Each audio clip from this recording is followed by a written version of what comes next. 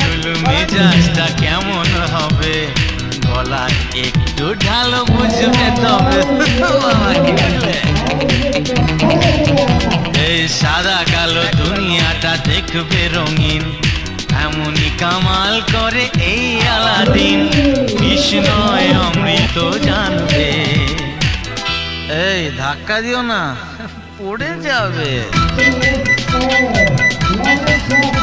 এই আজ আমি মাল ছাড়া কারণ নয়, এইটুকুকে কি নেশা হয়।